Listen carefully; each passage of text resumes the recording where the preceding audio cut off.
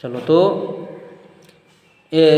UP board कक्षा 10 की दृष्टि से वाराणसी पाठ आपके लिए अति महत्वपूर्ण है, एकदम अत्यधिक महत्वपूर्ण है, अर्थात वेरी वेरी इम्पॉर्टेंट, बहुत ज़्यादा महत्वपूर्ण है।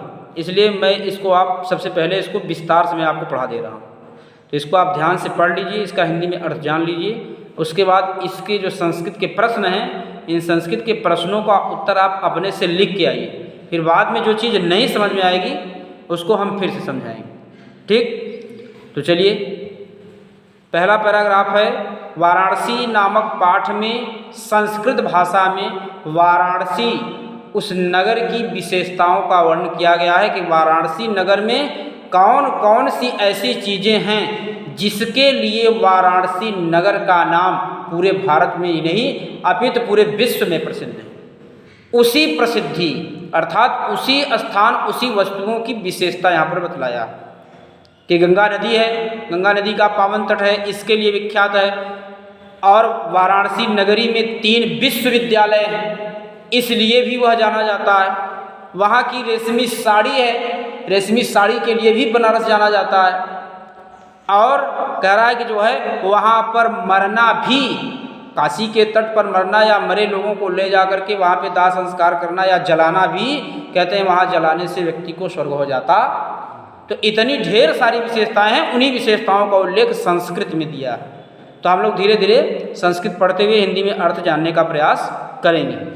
तो पहला पैराग्राफ है कि वाराणसी सुविख्याता प्राचीना नगरी इयं विमल सलिल तरंगायाः गंगायाः कूले स्थिता अस्या घट्टानां वलया आकृतिः भक्ति धवलायां चंद्रिकायां बहुराजते कर अगणिताः पर्यटकाः सुदूरेभ्यः देशेभ्यः नित्यम् अत्रम् आयन्ति अस्याः घट्टानां च शोभां विलोक्यम् इमां बहु प्रशंसन्ति। ये तो हो गया संस्कृत उच्चारण। अब कर वाराणसी सुविख्याता, सुविख्याता मतलब अत्यधिक प्रसिद्ध, कह रहा है वाराणसी अत्यधिक प्रसिद्ध, प्राचीना माने बहुत पुरानी, कह रहा है वाराणसी बहुत प्रसिद्ध पुराना नगरी नगर है।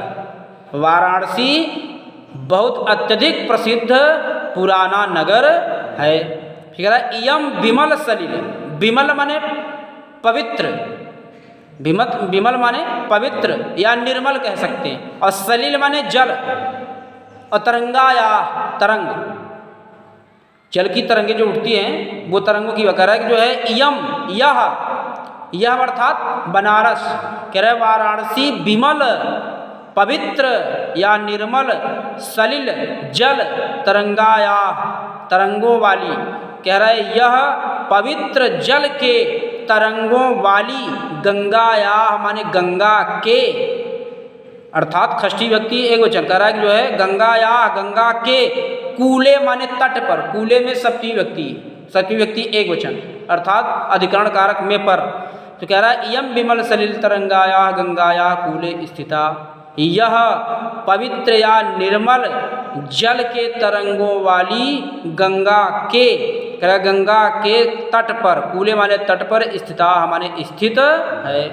यह वाराणसी नगरी पवित्र या निर्मल जल के तरंगों वाली गंगा के तट पर स्थित है।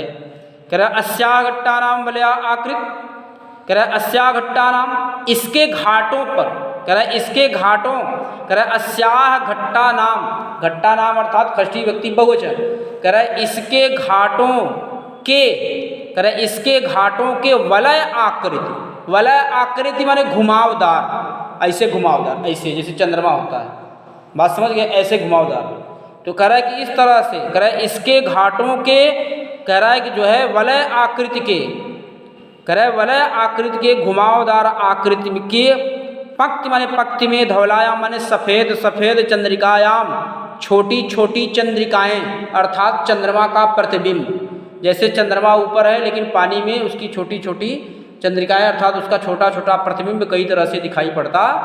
जैसे रात्रि है, रात्रि के समय आप जब जल के किनारे, नदी के किनारे, तालाब के किनारे आप जब जाएंगे तो वहाँ पर जब जल के किनारे आप जाएंगे तो वहाँ पर देखेंगे कि जब जल की धाराएं लगातार कंटिन्यू चलती रहती हैं तो वहाँ पर देखेंगे कि चंद्रमा का जो प्रतिबिंब एक दिखाई पड़ रहा था वो जल की धाराओं की तरंगों को चलने से कई अर्थात कई चंद्रमा दिखाई पड़ने लगते हैं, एक से अनेकों चंद्रमा दिखाई पड़ने लगते हैं। वही यहाँ पर गंगा के जल में जो चंद्रमा की छोटी छोटी चंद्रिकाएं रात्रि में उसका प्रतिबिंब दिखाई पड़ता है, उसकी शोभा की विशेषता बतलाता है। कह रहा अस्या घट्टा नाम वलय आकृत, इसके घाटों के वलय आकृत की पंक्ति में, घुमावदार पंक्ति में सफ़ेद सफ़ेद चंद्रमा की छोटी छोटी चंद्रिकाएं बहुराजते माने अत्यधिक सुशोभित होती हैं। कह रहे इसके घाटों पर घुमावदार पंक्ति में छोटे छोटे या चंद्रिका माने चंद्रमा की छोटी छोटी जो सफ़ेद सफ़ेद चंद्रमा की छोटी छोटी चंद्रिकाएं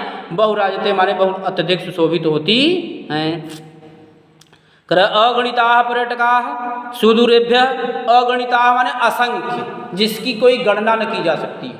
गणित माने गणना करना, अगणिता माने जिसकी कोई गणना न की जाए अर्थात असंख्य। तो वही कह रहा है कि अगणिता, अगणिता माने असंख्य, और पर्यटका माने घूमने वाले, पर्यटका माने घूमने वाले, पर्यटक माने घूमने वाले, पर्यटका बहुवचन है। जो कह रहा है असंख्य पर्यटका, असंख्य घूमने वाले व्यक्ति, सुदूरेभ्य देशभ्य, दूर दूर देशभ्य माने देशों से, दूर दूर देशों से, नित्यम माने प्रतिदिन अर्थात रोज, और अत्र माने यहाँ पर आयांति माने आया करते। कह रहा है कि जो है यहाँ पर असंख्य पर्यटक माने घूमने वाले, असंख्य घूमने वाले व्यक्ति दूर दूर देशों से आया करते। हाँ समझ आई। फिर कह रहा है अस्या घट्टा नाम च माने और, कह रहा है और क्या है, कह रहा है इसया घट्टा नाम, इसके घाटों की, घट्टा नाम माने षष्ठी विभक्ति बहुवचन, कह रहा घट्टा नाम माने घाटों की, कह रहा इसके और इसके घाटों की शोभा माने सुंदरता को, विलोक्य माने देख करके, इमाम माने इसकी अर्थात किसकी, वाराणसी की, कह रहे बहु प्रशंसी माने बहुत अत्यधिक प्रशंसा करते हैं।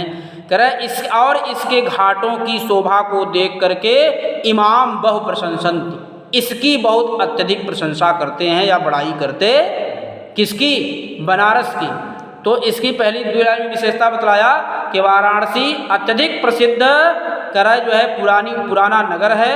यह पवित्र निर्मल जल के तरंगों वाली गंगा के तट पर स्थित है और इसके घाटों की करा, इसके घाट जो हैं वो घुमावदार आकृति की पंक्ति में विद्यमान चंद्रमा की छोटी छोटी सफ़ेद चंद्रिकाएं बहुत अत्यधिक उसके तट पर सुशोभित होती हैं और असंख्य घूमने वाले व्यक्ति दूर दूर देशों से प्रतिदिन यहाँ आया करते हैं। और कह रहा है और इसके घाटों की शोभा को देख करके इसकी अत्यधिक प्रशंसा करते हैं। बात समझ आई। एक पैराग्राफ पूरा। अब अगर प्रश्न पूछ लेता है कि वाराणसी नगरी कस्या नद्या कूले स्थिता, पहले ही लाइन में कि वाराणसी नगर जो है किसके तट पर स्थित है, किस नदी के तट पर स्थित है, तो लिखेंगे गंगाया कूले स्थिता, गंगा के तट पर स्थित। प्रश्न का जवाब देना कोई कठिन नहीं है। अगर इसको आप अच्छे से पढ़ेंगे तो प्रश्नों का जवाब देना कोई कठिन काम नहीं है। फिर आगे क्या कहता है, कह रहा है कि जो है वाराणस्याम प्राचीन कालात एव गेहे गेहे विद्याया दिव्यम ज्योतिते। और बनारस की विशेषता दूसरे पैराग्राफ में क्या बतलाता है कि वाराणस्याम प्राचीन कालात एव, कह रहा है वाराणसी प्राचीन काल से ही